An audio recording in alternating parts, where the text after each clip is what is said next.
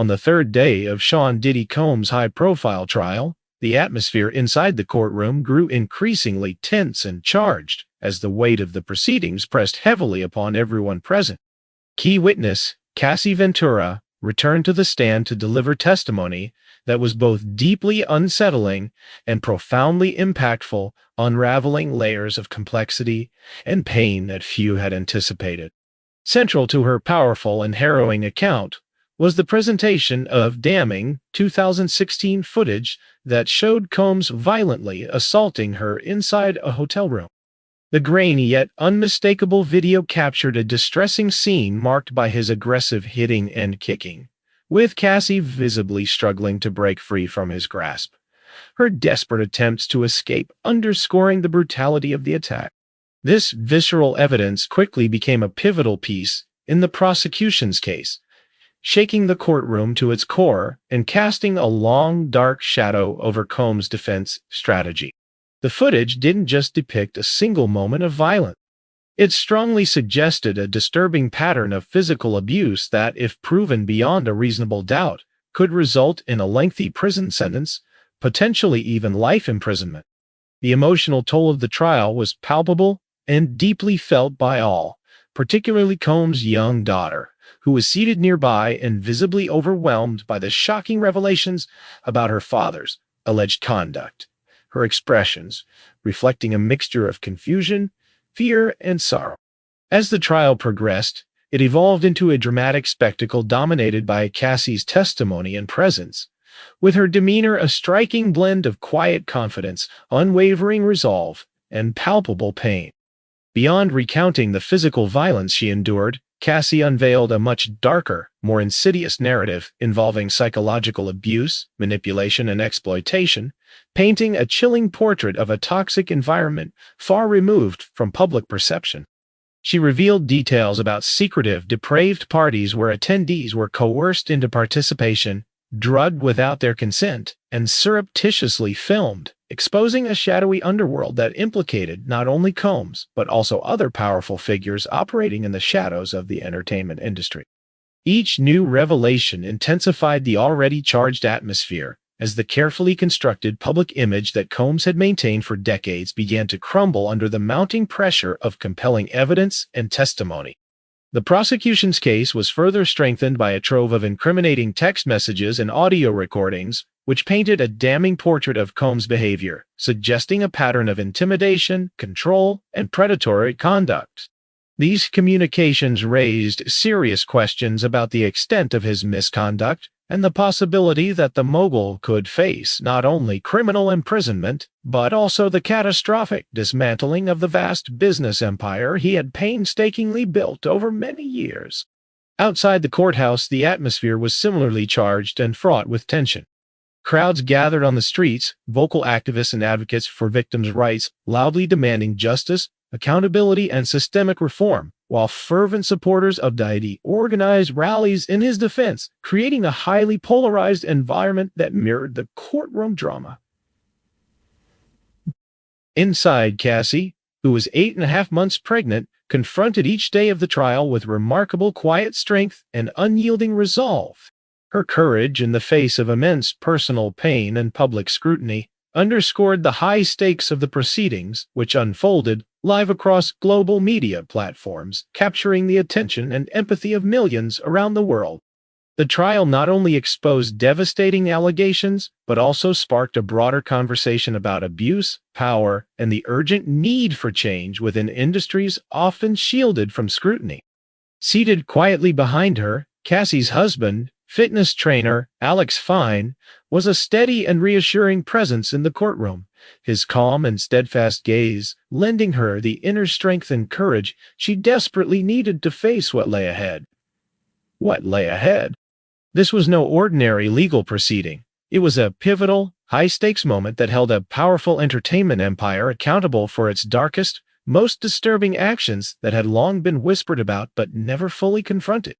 For over a decade, the intense and often turbulent relationship between hip-hop mogul DIDDY and Cassie had burned brightly and painfully in the public eye, a relationship that captivated fans and media alike before quietly fading from public view in 2018 amid rumors and speculation. Now, The darkest and most harrowing secrets from those years were on the verge of being brutally exposed to the world. Over a year prior to this moment, Cassie had courageously filed a landmark lawsuit accusing Diddy of abuse, control, and sexual exploitation, serious and deeply personal charges that he vehemently denied, maintaining his innocence and portraying himself as a victim of false allegations. The civil case shocked many when it was abruptly settled within just 24 hours, a rapid resolution that only fueled suspicions of cover-ups and silenced truths, leaving the public hungry for answers. Yet this settlement was merely the beginning of a much larger and more complex battle. The allegations sparked a sweeping federal investigation, transforming what initially appeared to be a private dispute into one of the most explosive and far-reaching scandals in the history of American entertainment. Now, standing before the court as a witness, Cassie was ready to testify publicly and tell her story in full detail, determined to reclaim her voice and seek justice.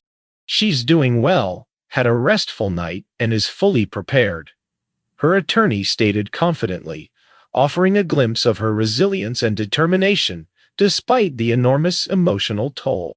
But the pressing question remained: what truly happened behind closed doors? How could what began as a promising and hopeful romance spiral into the nightmare Cassie described in such vivid and painful detail? How did she manage to endure a decade of torment, manipulation, and control without breaking free sooner, trapped by fear and isolation? This case is far more than just Cassie and Diddy's personal story. It exposes a disturbing and systemic tale of power, control, violence, and the pervasive silence of an industry that idolized celebrity while willfully ignoring the darkness lurking beneath its glamorous surface. Pregnant with another man's child, Cassie has courageously sacrificed both her privacy and safety to face a relentless media storm and publicly relive her trauma in pursuit of justice and accountability.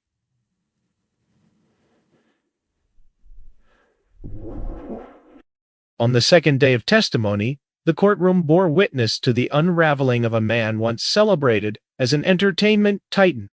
At precisely 10:12 a.m., Cassandra Ventura, known simply as Cassie, approached the witness stand, nearly 9 months pregnant, trembling but resolute and determined to confront her painful past head-on.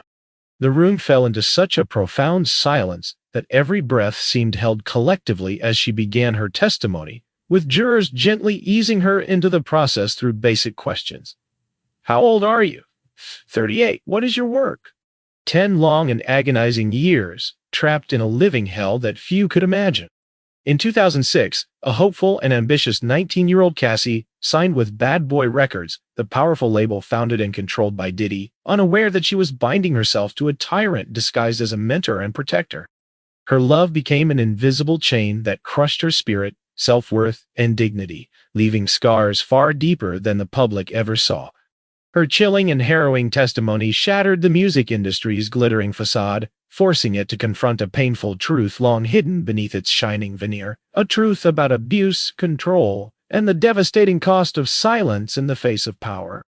To the public, Sean Combs, widely known by his stage name Diddy, was celebrated as a music mogul and visionary entrepreneur who founded Bad Boy Records, a label that not only transformed unknown artists into global superstars, but also expanded into various sectors including fashion, media, and beverage industries, solidifying his influence as a multifaceted cultural icon. His public persona was that of a charismatic leader and savvy businessman, admired for his ability to spot talent and shape trends that resonated with millions around the world. However, as Cassie courageously disclosed in a rare and deeply personal revelation, the reality behind closed doors was starkly different. Diddy was a violent, controlling, and utterly ruthless figure who exercised an oppressive grip over her life. She revealed that he dictated every detail of her existence, from the clothes she was forced to wear, the precise lighting in the rooms where she spent her time, to the way she was expected to behave with the men he coerced her into being intimate with. His control extended to the minutest details, such as the color and style of her nails, which had to be pristine white French tips, the specific cut and style of her hair, and even the tone and manner in which she spoke to others, especially during private moments when no one else was around. The most disturbing and harrowing of these experiences were the so-called freak-offs, twisted events that Cassie was compelled to endure against her will, orchestrated solely for Diddy's perverse pleasure as he watched her engage sexually with other men. Cassie was young, inexperienced, and desperate to maintain her career, which Diddy controlled with an iron fist, leaving her little choice but to comply. She recounted being shown a video of one such event held at the Intercontinental Hotel in Los Angeles, describing how these gatherings often lasted for days, sometimes stretching up to an exhausting 96 hours, involving hired escorts and meticulously staged under aliases like Jackie Starr or Frank Black to conceal their illicit nature and avoid public scrutiny.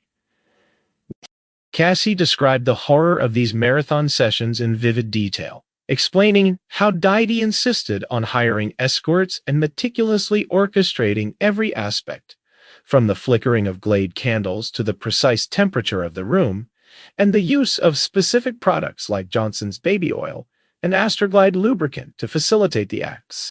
She was even forced to recruit men through online platforms such as Craigslist and Backpage, participating in twisted, scripted scenarios that Diddy devised himself, stripping her of any autonomy or dignity. The physical and psychological toll was immense. Cassie was coerced into taking a cocktail of drugs including ecstasy, cocaine, Molly, JB, Special K, and hallucinogenic mushrooms to remain awake and compliant during these grueling sessions, often suffering from vomiting, heart palpitations, and extreme exhaustion. At times, Diddy would watch the proceedings remotely via FaceTime, treating her not as a human being, but as an object in his depraved games. Cassie recounted moments of profound degradation, such as being forced to endure hot candle wax being poured on her against her will, culminating in a night in Las Vegas in 2010, when she was high on ecstasy and lay helpless on the hotel floor as Diddy, and an escort urinated on her face. A moment that broke her spirit completely. She sobbed as she recalled feeling utterly filthy, worthless, and trapped, knowing that any refusal to comply would result in physical abuse or worse. This chilling testimony unveils a harrowing picture of manipulation, abuse, and control that starkly contrasts with the glamorous, larger-than-life public image of a music industry titan whom many revered. A grim reminder of the dark realities that can lurk behind the veneer of fame and success. The courtroom was engulfed in an eerie silence as Cassie courageously revealed the horrifying abuse she had endured over the years, a testimony that unsettled everyone present and left many in the room visibly shaken. She recounted how she once looked forward to the so-called freak-offs, not because they brought her any joy or relief, but because they were the only moments she could be alone with Diddy, a twisted and painful solace amid her relentless torment. "I loved him," she confessed, her voice breaking under the immense weight of her memories and the emotional scars they carried. "I thought that's how I could make him happy." That simple, heartbreaking admission laid bare the cruel manipulation of a predator who had exploited her trust and affection to inflict unimaginable pain, using love as a weapon to bind her to a cycle of abuse. When the court asked if she had ever wanted to stop the abuse, she responded with a quiet yet resolute "ice," explaining that she felt utterly humiliated and isolated, trapped in a nightmare she couldn't escape and unable to confide in anyone due to shame and fear. Despite her fear and the overwhelming power imbalance, she had tried to assert herself, telling Diddy she didn't want to continue, but the terror of making him angry kept her silent and compliant. This fear was compounded by Diddy's sinister habit of recording their encounters, using these videos as instruments of control and weapons to threaten her with public humiliation if she ever dared to speak out or seek help. A desperate email from Cassie in 2010 surfaced during the trial, revealing her pleadings for the abuse to end, met only with a chilling and menacing response from Diddy that underscored his ruthless determination to maintain control. Though she bravely deleted the videos she could access, the dread lingered. She lived with the agonizing uncertainty and constant anxiety over whether he still possessed copies that could be weaponized against her at any moment, a shadow that haunted her every move. His threats extended beyond Cassie alone, reaching her family as well in a calculated effort to isolate her further and enforce her silence through intimidation. Cassie tearfully admitted that what had started as emotional manipulation escalated into repeated physical violence, arguments devolving into dragging, kicks to the head, and frequent beatings that left her with black eyes, bruises, and lasting trauma, expanding the scope of abuse from sexual violence to relentless physical and psychological torment. For over a decade, Diddy's brutality was relentless and unyielding, including incidents where he smashed her head against hard surfaces, dragged her across rooms, kicked, stomped, shoved, and choked her until she lost consciousness, leaving scars both visible and invisible. One particularly harrowing memory surfaced vividly. In 2012, at the luxurious Four Seasons Hotel, after Cassie had spoken to another executive, Diddy's wrath exploded with terrifying ferocity. He gripped her arm with a strength born of rage, whispered venomous threats in her ear, and dragged her through the hotel lobby as though she were nothing more than a possession to be controlled and humiliated. Though hotel security recognized Diddy, they chose not to intervene, turning a blind eye to the clear suffering and danger Cassie was in, a failure that added to her sense of helplessness. Back in the hotel room, his fury escalated to violent destruction. Champagne bottles were smashed, furniture overturned, and for over 48 hours, she was held captive, her phone confiscated, with explicit threats warning her against calling for help under any circumstances. "I thought I was going to die," she whispered through tears, a haunting admission of the profound fear and despair she endured during those countless hours. The following morning, she painstakingly photographed her bruises and injuries, knowing that without tangible evidence, no one would believe her story or understand the extent of her suffering. Years later, in 2016, surveillance footage emerged showing Diddy dragging Cassie down a hotel corridor, her body limp, her resistance fading, a chilling visual confirmation of her ordeal that corroborated her testimony. When pressed about the location of this incident, Cassie quietly replied, "The Intercontinental," a name that would forever be associated with one of the darkest and most painful chapters of her life. This testimony not only revealed the depths of her suffering, but also exposed the calculated cruelty and control wielded by a man who used his power, influence, and resources to silence, manipulate, and destroy a vulnerable woman's life. That was the night I tried to escape. I reached desperately for the hotel phone, hoping to call for help, but he violently tore it from my grasp, snatching my bag and everything else I held dear. Cassie recalled, her voice steady yet thick, with lingering pain that echoed through the courtroom. The photos she later presented, bruises, a split lip, swollen eyes, shocked the jury, shattering any illusion of denial. One female juror gasped. 2 male jurors looked away, unable to face the brutal reality. "I took those photos because I was afraid no one would believe me," Cassie said softly, her words hanging heavy in the air. The once untouchable music mogul seemed diminished, his empire crumbling under her truth. Cassie didn't just share her story. She revealed a trove of evidence collected over years, texts, emails, photos, recordings, all damaging blows to Diddy's public image. In these messages, he was both repentant and threatening, apologizing for beatings while warning of career ruin. One message showed a $2 million bribe offer for silence. Even more shocking were messages from A-list celebrities expressing horror at what they'd witnessed, exposing a hidden truth. The prosecution read Diddy's threats aloud, including demands to recruit other women and references to hidden cameras.